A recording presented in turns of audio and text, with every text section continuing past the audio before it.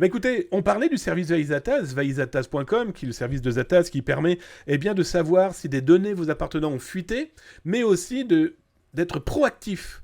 De, par exemple, mettre un honeypot, un faux programme, pas un faux programme, un faux mail, un faux mot de passe, un faux fichier qui pourrait être potentiellement volé dans une entreprise tierce, mais aussi chez vous. Et donc, du coup, le service Veizatas permet de faire ça et pourrait potentiellement aussi vous alerter si vous tombez dans une escroquerie de type scam à l'amour. Parce que vous vous doutez bien que des pirates, avant de contacter les gens qu'ils vont escroquer, ils collectent de l'information. Ils font des catalogues. Souvenez-vous, on en a parlé, je crois, c'est hier, et d'ailleurs, vous retrouverez ça dans les rediffusions sur YouTube. Regardez de ce TikToker, le lingoteur, qui a failli se faire au pire se faire assassiner par 6 mecs qui pensaient qu'il avait de l'or chez lui. Mais avant de le retrouver, ce TikToker, il a bien fallu qu'il laisse des fuites d'informations à droite à gauche. Et donc, du coup, les 6 malfrats, dont un homme de 16 ans qui pensait récupérer la bague de Booba, ça vous montre le niveau de débilité en plus du truc. Et puis, il a bien fallu qu'il collecte de l'information quelque part. Et donc, du coup, le service veille permet de savoir potentiellement ce qui peut fuiter sur vous, jusqu'à votre adresse physique, jusqu'à des photos, jusqu'à votre pièce d'identité, etc., etc.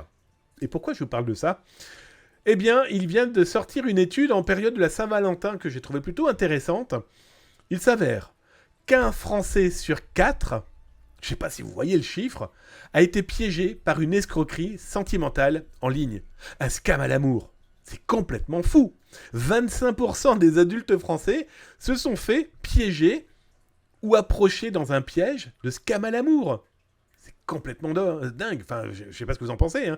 Alors, c'est une étude qui a été faite par une société américaine, The Harris Poll. 1200 personnes. Ces personnes ont répondu.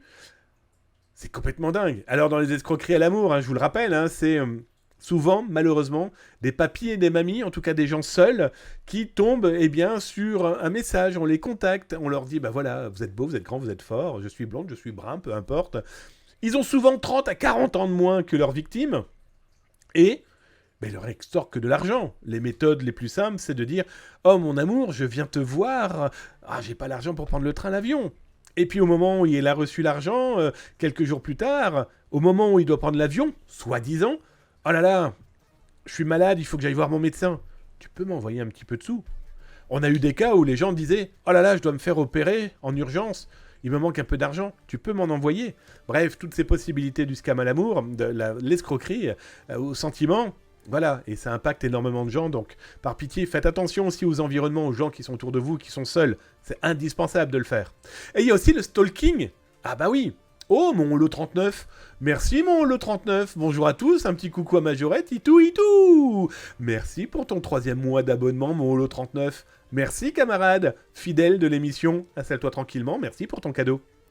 Comme je vous le disais, il y a aussi le stalking. Stalking, c'est quoi ? C'est se renseigner, enquêter sur une personne qu'on souhaite soit environnementer, savoir si c'est quelqu'un de bien. Les sites de rencontres, beaucoup de gens font un stalking pour savoir si le belâtre, la belle gosse, sont des gens propres sur eux. J'entends par là, picolent pas trop, n'ont pas... Ont-ils eu des problèmes avec la justice ? Bref, c'est se renseigner sur une personne. Moi, les stalkings que j'ai, par exemple, j'ai très clair avec vous, à partir du mois d'août, je reçois un nombre phénoménal de courriels, parce que j'ai écrit un article il y a 10 ans, sur de faux sites qui permettaient aux lycéens, collégiens, de savoir, mon Austri, tu peux me virer notre nouveau, là, tu peux me la virer, celle-ci. Je trouve qu'il a un petit peu, son pseudo est un petit peu trop proche de l'actualité, tant pis. Toujours est-il que, en cette période, on a, mois d'août, plein de gens retrouvent cet article. Et ce sont des gamins, collégiens, gamines, collégiens, lycéens, ils veulent savoir le nom des profs et les camarades qui seront avec eux en classe. Et donc, il y a une dizaine d'années, quand j'ai écrit cet article, c'est parce que des gens avaient compris le business qu'il y avait à faire. Et ils avaient créé des sites internet pour piéger les mômes. Donne-moi 2 € et je te dirai dans les élèves de ta classe, etc. Bref, prudence, méfiance, complètement fou à se dire que là, la Saint-Valentin vient de passer. Un Français sur 4 s'est retrouvé face à une escroquerie à l'amour. Triste, non ?